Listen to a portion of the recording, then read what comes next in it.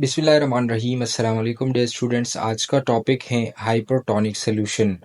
اس lecture میں ہم ہائپرٹونک solution کو سیکھیں گے کہ ہائپرٹونک سولوشن کیا ہوتا ہے، وضاحت کے ساتھ سمجھنے کی کوشش کریں گے۔ اس کے ساتھ ہم یہ بھی دیکھیں گے کہ اگر ایک سیل کو ہائپرٹونک سولوشن میں رکھیں گے تو اس کے اوپر اس کا کیا اثر ہوگا۔ تو چلے ڈیفینیشن سے شروع کرتے ہیں۔ ہائپرٹونک سولوشن وہ سولوشن ہوتی ہے کہ جس کا آسموٹک پریشر باڈی فلوئڈ کے مقابلے میں زیادہ ہو، تو اس طرح کی سولوشن کو ہائپرٹونک سولوشن کہا جاتا ہے۔ یا اس کی ڈیفینیشن آپ یوں بھی کر سکتے ہیں کہ ایک ایسی سولوشن ہے کہ جس میں نان ڈیفیوزیبل سالوٹ کی کنسنٹریشن زیادہ ہو بنسبت باڈی فلوئڈ کے یا سیل کے، تو اس طرح کی سولوشن کو ہائپرٹونک سولوشن کہا جاتا ہے۔ سولوشن ہمیشہ سے دو طرح کی چیزوں سے مل کر بنتا ہے، ایک کو سالوینٹ کہا جاتا ہے اور دوسرے کو سالیوٹ۔ سالوینٹ کا مطلب ہے حل کرنے والا۔ عموماً پانی کو سالوینٹ کے طور پر استعمال کی جاتی ہے، جبکہ سالیوٹ کا مطلب ہے حل ہونے والا۔ تو ہائپرٹونک سولوشن وہ سولوشن ہوتی ہے کہ جس میں سالیوٹ کی کنسنٹریشن زیادہ ہوتی ہے اور سالوینٹ کی کنسنٹریشن کم۔ یا اس کی ڈیفینیشن یوں بھی کی جا سکتی ہے، آپ اس کی ڈیفینیشن یوں بھی کر سکتے ہیں کہ ہائپرٹونک انوائرمنٹ زیادہ کنسنٹریٹڈ سولوشن پر مشتمل ہوتا ہے بنسبت سیلولر انوائرمنٹ کے۔ یعنی ہائپرٹونک سولوشن ایک گاڑھا سولوشن ہوتی ہے سیل کے اندرونی انوائرمنٹ کی بنسبت۔ ہائپرٹونک سولوشن مور کنسنٹریٹڈ سولوشن ہوتی ہے جس کے اندر سالوٹ کی کنسنٹریشن زیادہ اور سالوینٹ کی کنسنٹریشن کم ہوتی ہے۔ چلے اب وضاحت کے ساتھ سمجھنے کی کوشش کرتے ہیں۔ اسموسس کا پروسیس سیل کے ڈی ہائیڈریشن کو برقرار رکھنے کے لیے بہت ضروری ہے۔ اس کے ساتھ ساتھ یہ اوور ہائیڈریشن کو بھی برقرار رکھنے میں اہم کردار ادا کرتے ہیں۔ ڈی ہائیڈریشن کا مطلب ہے باڈی فلوئڈز کا لاس ہو جانا، جس کی وجہ سے ہیلتھ کے بہت سیریس مسائل پیدا ہو سکتے ہیں۔ اوور ہائیڈریشن کو زیادہ پانی کی پیچیدگی یا پانی کی زیادہ مقدار بھی کہا جاتا ہے۔ اس میں یوں ہوتا ہے کہ سیل کے اندر پانی کی مقدار بڑھ جاتی ہے۔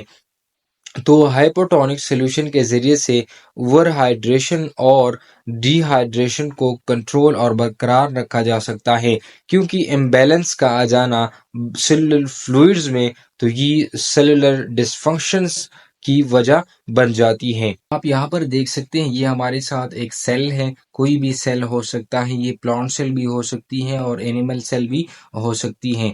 تو ہم یوں کرتے ہیں کہ اس کو ہم ہائپرٹونک سولوشن کے اندر رکھیں گے۔ یہ ہمارے ساتھ ایک بیکر ہے جس کے اندر یہ ہائپرٹونک سولوشن ہے، اور یہ ہمارے ساتھ ایک سیل ہے جو کہ ہم نے اس سولوشن کے اندر اس کو رکھا ہے۔ یہ اس کا ایکسٹرنل انوائرمنٹ ہے، یعنی سولوشن والی انوائرمنٹ، جس میں سالیوٹ کی کنسنٹریشن کیا ہے، زیادہ ہے۔ اور یہ ہمارے ساتھ سیل کے انٹرنل انوائرمنٹ ہے، یعنی یہ سیل میمبرین ہے اور سیل میمبرین کے اندر اس کا سیلولر کنٹینٹ جو ہے وہ موجود ہے۔ تو یہاں پر انٹرنل انوائرمنٹ یعنی سیل میمبرین کے اندر جو ماحول ہے، تو ادھر سالوٹ کی کنسنٹریشن کیا ہے، کم ہے۔ اور یہ ہمارے ساتھ سیل میمبرین ہے، یعنی یہ جو سیل ہے، یہ سیل میمبرین سے اس سلوشن کے ذریعے سے ہم نے علیحدہ کر رکھا ہے۔ تو اس میں کیا ہوتا ہے، اس میں یوں ہوتا ہے کہ یہ جو سیل کے اندر واٹر موجود ہے، تو ادھر سالوٹ کی کنسنٹریشن جب کم ہے تو اس میں واٹر کے مالیکیولز اس سیلولر انوائرمنٹ سے، انٹرنل انوائرمنٹ سے باہر والی جو بیرونی ایکسٹرنل انوائرمنٹ ہے، اس میں وہ واٹر موومنٹ کرتے ہیں، یعنی واٹر انٹرنل انوائرمنٹ سے ایکسٹرنل انوائرمنٹ کی طرف حرکت کرنا شروع کرتے ہیں۔ Water comes out from the cell. Hypertonic solution میں انٹرنلی سالوٹ کی کنسنٹریشن کم ہوتی ہے، جبکہ ایکسٹرنلی یا بیرونی سالوٹ کی کنسنٹریشن زیادہ ہوتی ہے۔ مثال کے طور پر ایک اینیمل یا پلانٹ کے سیل کو اگر ہم ہائپرٹونک سولوشن میں رکھیں گے تو اس سے پانی باہر آ جائے گا۔ اس کا مطلب یہ ہے کہ سیل کے اندرونی ماحول اور انٹرنل فلوئڈ سے پانی باہر آنا شروع ہو جائے گا۔